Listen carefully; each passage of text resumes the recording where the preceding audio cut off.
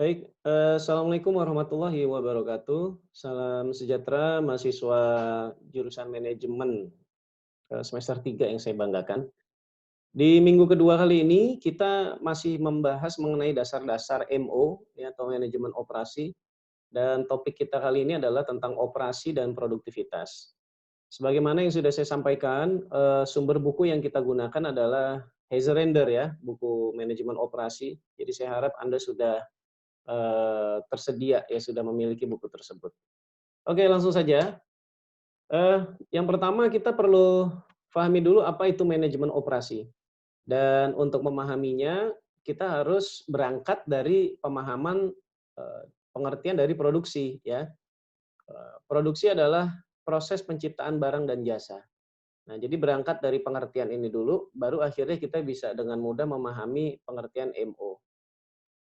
Sekali lagi ya, produksi adalah proses penciptaan barang dan jasa, maka MO definisinya adalah secara sederhana saya mengartikan ya merupakan, kegiatan atau aktivitas untuk mengatur proses produksi tersebut, ya.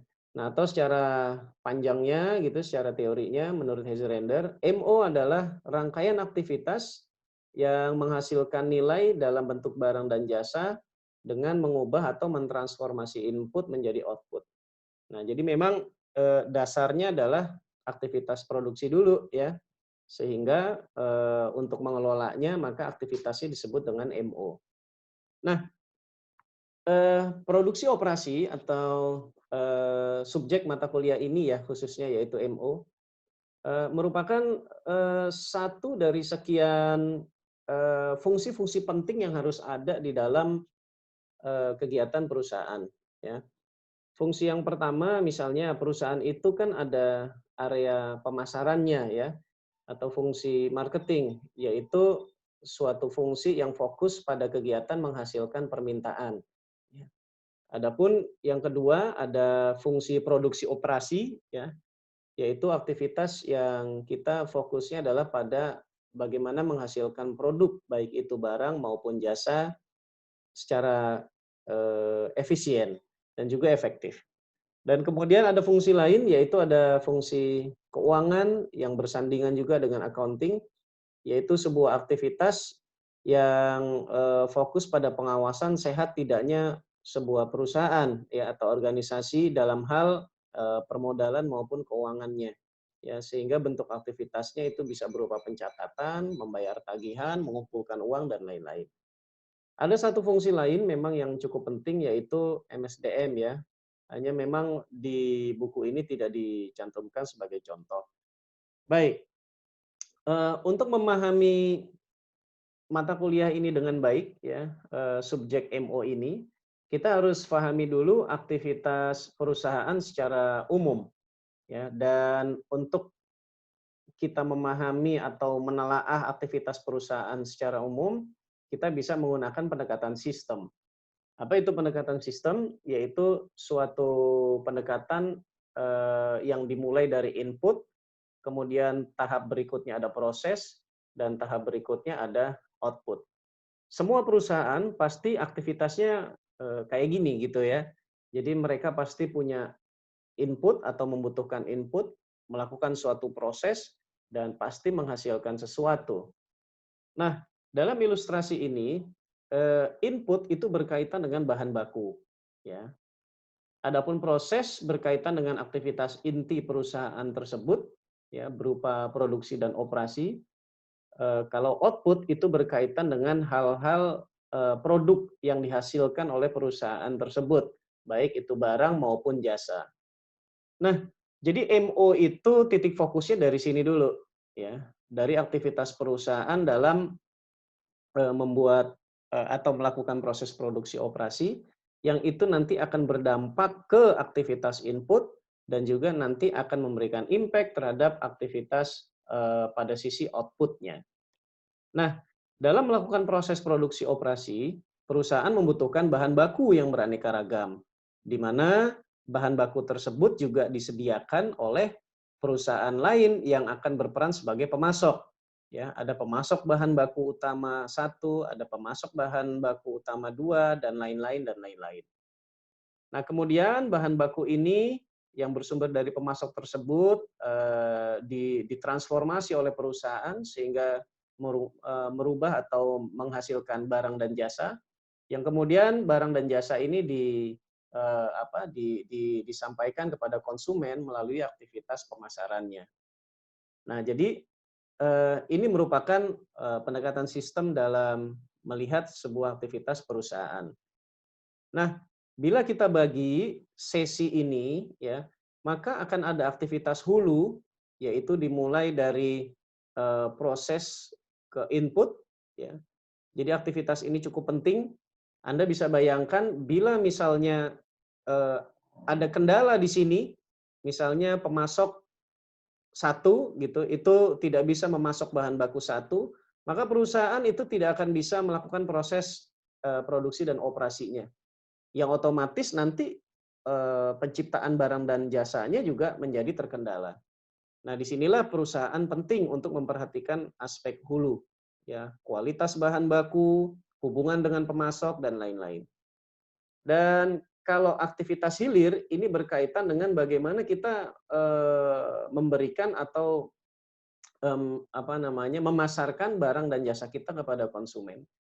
Nah, aktivitas hilir ini merupakan dominannya itu aktivitas pemasaran ya, komersialisasi, tata niaga dan lain-lain. Nah, jadi ruang lingkup pembahasan MO itu luas sekali ya, mahasiswa sekalian. Dia merupakan aktivitas yang impact-nya ke aktivitas hulu dan juga memiliki dampak juga ke aktivitas hilir. Jadi luas cakupan pembahasan kita, tidak hanya aktivitas hulu dan tidak hanya aktivitas hilir, namun secara keseluruhan aktivitas perusahaan yang harus kita kelola. Sehingga bila kita lihat akan menjadi hal yang lumrah bila di perusahaan-perusahaan itu struktur organisasinya seperti ini ya. Contoh untuk perusahaan bank pasti ada divisi operasinya yang mengatur penjadwalan teller, cek, kemudian proses transaksi, desain fasilitas ya dan lain-lainnya. Lalu juga pasti ada divisi keuangannya dengan kegiatan-kegiatan intinya berkaitan dengan investasi dan lain-lain. Lalu ada aktivitas pemasarannya, yaitu berkaitan dengan bagaimana memasarkan produk pinjaman dan tabungannya. Ya. Selain perbankan juga contoh lain misalnya perusahaan penerbangan pun sama ya. Ada divisi operasinya yang ngurusin kayak gini nih, ya pemeliharaan, ya peralatan-peralatannya, kemudian penjadwalannya, ya cateringnya juga sama, ya. Lalu ada divisi accounting atau keuangan, di sini juga melakukan pencatatan serta pengawasan bagaimana cash flow dari perusahaan tersebut, ya. Kemudian ada kegiatan pemasaran, ya berkaitan dengan bagaimana memasarkan produk-produk perusahaan penerbangan tersebut. Kalau perusahaan manufaktur seperti ini, ya, jadi tetap ada ya divisi operasinya yang bertanggung jawab terhadap fasilitas, inventory control, rantai pasoknya, desain dan lain-lain. Keuangannya juga sama, juga ada divisinya dan pemasarannya juga ada. Nah, dari 3 contoh ini intinya adalah bahwa mengapa kita belajar MO? Karena memang MO itu satu dari 3 fungsi utama dari setiap organisasi yang saling melengkapi dan penting ya. Dan kemudian kita juga ingin serta butuh ya mengetahui bagaimana barang dan jasa itu diproduksi. Dan berikutnya kita juga tentu ingin memahami apa saja yang dikerjakan oleh manajer operasi ya yang menjadi tanggung jawab manajer tersebut. Dan menurut Heiserender, MO itu merupakan bagian yang paling banyak menghabiskan biaya dalam sebuah organisasi. Jadi cukup menarik ini faktanya ya. Nah, ada sebuah contoh kasus seperti ini, mahasiswa sekalian. Ada sebuah perusahaan, ini kondisi sekarang ya, current ya. Perusahaan itu penjualannya $100.000 nilainya, kemudian biaya produksinya 80.000 sehingga marginnya 20.000, biaya keuangan 6.000 sehingga total subtotal yang didapatkannya 14.000 selisihnya, kena pajak sekian persen. Dan akhirnya saat ini perusahaan memperoleh kontribusi $10.500. Nah, perusahaan ingin meningkatkan kontribusi ini, bagaimana caranya? Nah, maka ada 3 pendekatan ya, bisa dengan menggunakan pendekatan pemasaran, keuangan, dan juga MO. Nah, kalau pendekatan pemasaran sederhana ilustrasinya, tingkatkan saja penjualannya 50%. Nah, jadi yang tadinya 100.000 jadi 150.000. Otomatis biaya produksinya juga naik 50%, yang tadinya 80.000 menjadi 120.000. Nah, marginnya tentu meningkat, dengan biaya keuangannya tetap, subtotalnya juga meningkat, pajak menyesuaikan ya, sekian persen dari subtotalnya, sehingga kontribusinya betul naik 18.000 yang tadinya 10.500 ya. Kalau pendekatan keuangan dan accounting, kurangi biaya keuangan 50%. Ya, dengan kondisi yang sama, namun biaya keuangannya dikurangi ya menjadi 3.000 dan betul terjadi peningkatan sebesar 12.750. Bagaimana dengan pendekatan MO? Pendekatan MO, efisiensi, kurangi biaya produksi 20%. Jadi yang tadinya 80.000 menjadi 64.000 ya menurut buku ini. Dengan penjualannya tetap nggak perlu kita tingkatkan, hanya efisiensi di biaya produksinya saja. Ya, marginnya bertambah, biaya keuangan tetap, subtotalnya menjadi 30.000, pajak dengan persentase yang sama, namun kita dapatkan menarik ya, kontribusinya ternyata cukup tinggi dibandingkan dengan pendekatan yang lain, yaitu 22.500. Nah, jadi ini beberapa contoh pendekatan yang bisa kita terapkan dalam rangka meningkatkan kontribusi sebuah perusahaan. Ya. Nah, apa saja yang dilakukan oleh manajer operasi? Ya, tentu berkaitan dengan mata kuliah semester 1 Anda ya. Mereka melakukan aktivitas fungsi manajemen, yaitu merencanakan, mengorganisasikan, melakukan staffing, melakukan kepemimpinan, leading, dan juga melakukan controlling ya atau pengawasan. Mungkin Anda sudah mempelajari ada POAC ya, planning, organizing, actuating, controlling, yaitu tergantung dari pendekatan yang digunakan. Tetapi pada dasarnya adalah manajer operasi itu fungsinya apa? Ya, fungsinya dia tetap sama, yaitu melakukan aktivitas fungsi manajemen. Lantas di mana prospek pekerjaan MO? Ya, macam-macam ya. Tapi dalam buku ini dijelaskan nanti kita manajer MO itu bisa bekerja sebagai manajer pabrik, manajer mutu dari perusahaan, ya, konsultan, analis operasi, atau juga manajer rantai pasok dan juga sekaligus perencananya. Jadi memang ruang lingkup pekerjaannya cukup banyak. Ya.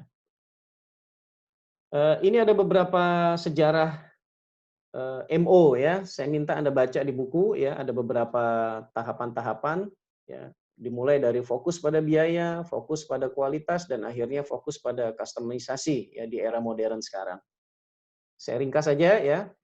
Nah, sejauh ini akhirnya yang perlu Anda pelajari agar baca bukunya Heather Render, bagaimana tantangan yang berubah bagi manajer operasi. Ya. Serta karena produksi operasi itu merupakan aktivitas membuat atau mentransformasikan nilai ya dari bahan baku menjadi produk, bisa berupa barang dan jasa. Maka Anda perlu bisa membedakan apa itu barang dan apa itu jasa. Ya, jadi saya minta Anda baca di buku Heather Render. Nah, berikutnya kita akan fokus di produktivitas. Ya. Ada istilah baru di sini, produktivitas. Beda ya, produksi itu apa, produktivitas itu apa, itu merupakan dua hal yang berbeda. Kalau produksi secara sederhana merupakan aktivitas membuat sesuatu, ya. Namun kalau produktivitas agak panjang nih ya, yaitu perbandingan antara output barang dan jasa yang dibagi dengan input sumber daya yang kita gunakan.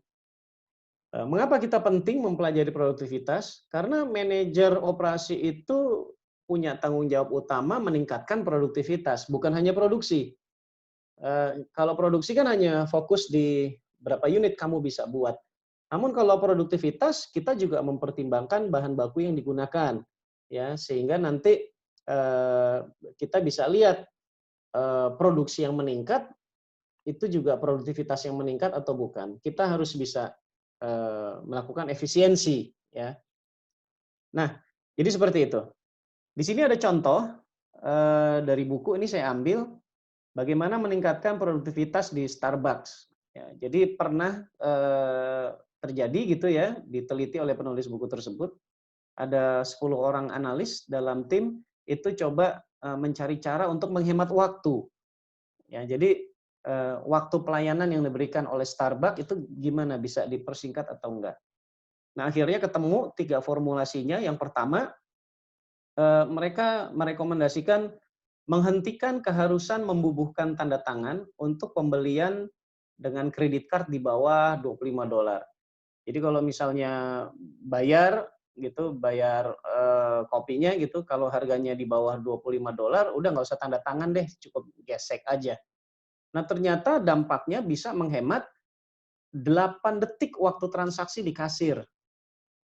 Ya. Nah, itu kemudian yang kedua, mengubah ukuran sendok es jadi agak lebih besar dan dampaknya bisa menghemat 14 detik per minuman. Jadi luar biasa nih, ya.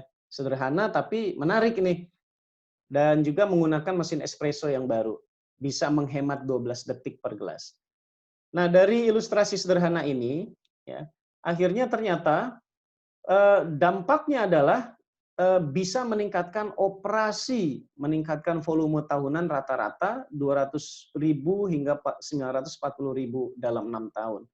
Ya, artinya produktivitasnya meningkat 27% atau sekitar 4,5% per tahun. Nah, ini contoh ya bagaimana meningkatkan produktivitas. Nah, rumusnya adalah seperti ini, sederhana sekali. Produktivitas itu sama dengan satuan yang diproduksi dikurangi input yang digunakan. Ya. Dan perhitungannya ya seperti ini. Saya ambil dari contoh di buku nih. Ya, misalnya seperti ini. Eh, Diketahui misalnya sebuah perusahaan memproduksi 1.000 unit ya dengan jam kerjanya adalah 250 jam kerja ya. Nah, maka produktivitasnya bila kita cari ya, kita bagi antara output dan inputnya menghasilkan 4 unit per jam kerja. Nah, ini merupakan contoh bagaimana menghitung atau mempelajari produktivitas dengan hanya menggunakan satu sumber daya, yaitu jam kerja. Ya, atau di sini disebut sebagai one resource input, disebut sebagai produktivitas faktor tunggal atau single factor productivity. Namun pada faktanya ya, pada kenyataannya kan faktor produksi banyak, nggak hanya jam kerja ya. Maka kalau yang pendekatan multifaktor, nah contohnya begini ya. Produktivitas sama dengan output dibagi input yang banyak. Ya, ada jam tenaga kerja, ada bahan baku, ada energi, ya, ada modal dan hal-hal lainnya. Ya. Nah, contohnya di sini ada perusahaan percetakan kalau nggak salah, ya, Collins Title, ya. Nah, teman-teman Anda bisa buka semua, ya, mahasiswa sekalian, itu ada di halaman 20 dan hingga 21. Ya. Dan contoh duanya itu ada di halaman 21. Nah, di sini diketahui bahwa perusahaan tersebut mempekerjakan 4 pekerja dengan jam kerja 8 jam per hari dan menghasilkan 8 judul per hari. Ya, dengan biaya gajinya $640 per hari ya. Dan juga akhirnya diketahui ada biaya rutin sebesar $400 per hari. Nah, perhitungannya adalah akhirnya seperti ini, ya, produktivitasnya. 8 judul per hari dikurangi 34 jam. 34 jam tenaga kerja, ya. Hasilnya adalah 0,25 judul ya per jam tenaga kerja. Ini kalau kita hanya menggunakan jam kerjanya saja ya, atau old system disebutnya, single faktor productivity ya. Nah, namun di satu sisi kan juga ada sumber daya lain. Nah, misalnya ya, ada ditingkatkan ada 14 judul ya dengan biaya overhead-nya sekian. Nah, maka hasilnya adalah seperti ini. Ya, nah jadi meningkat nih biayanya. Meningkat biayanya dan juga akhirnya produktivitasnya juga meningkat. Hanya untuk pendekatan yang tenaga kerja saja. Ya. Bagaimana kalau yang multifaktor? Nah, ya ada tetap 8 judul, namun payroll cost-nya 640 ya, tapi di satu sisi juga ada biaya lain, tidak hanya gaji, juga ada biaya tetap. Nah, maka ditambah nih, gaji ditambah biaya tetap. Nah, jadi kita akhirnya mulai menggunakan pendekatan multifaktor. Nah, hasilnya 0,007 judul per dolar. Hasilnya memang sangat mungkin desimal ya, itu produktivitas. Ya, semakin mendekati satu semakin baik efisiensi berarti ya. Dan ini ya pendekatan lainnya ya, hasilnya adalah 0,097 judul per dolar. Nah, jadi dipelajari ya bagaimana itu produktivitas sederhana rumusnya output dibagi input ya. Bagaimana untuk produktivitas sektor jasa? Nah, kalau untuk produktivitas sektor jasa dia sifatnya biasanya padat karya dan biasanya diproses menurut keinginan individu yang unik ya, disesuaikan. Lalu biasanya merupakan pekerjaan intelektual, artinya butuh keterampilan ya, yang dilakukan oleh seorang profesional. Sulit untuk dimekanisasi, ya, beda sama barang. Dan kualitasnya juga sulit dievaluasi karena mengandung unsur subjektivitas yang tinggi dari sudut pandang konsumen. Ya, dan ini terakhir ya isu-isu etika dan tanggung jawab sosial yang harus dihadapi oleh manajer operasi. Yang pertama adalah bagaimana kita mengembangkan dan menghasilkan produk yang aman serta berkualitas secara efisien ya dengan melalui produktivitas tadi. Ya, bagaimana kita harus mengoptimalkan sumber daya yang ada, produk kita juga aman namun juga baik dan berkualitas. Lalu isu-isu lingkungan ya, menjaga lingkungan yang bersih, green ini ya, menyediakan tempat kerja yang aman dan juga menghormati komitmen-komitmen dalam masyarakat. Ya. Detailnya Anda bisa baca di buku Ezrender chapter 1. Nah, demikianlah mahasiswa sekalian ya materi yang bisa saya paparkan secara singkat pada pertemuan kali ini. Selanjutnya saya minta Anda kerjakan tugas sudah saya bagi di Spada ya. Jadi silakan nanti Anda buka dan kerjakan, ikuti petunjuk atau instruksi pekerjaannya. Demikian yang dapat saya sampaikan. Terima kasih. Assalamualaikum warahmatullahi wabarakatuh dan salam sejahtera untuk Anda semua.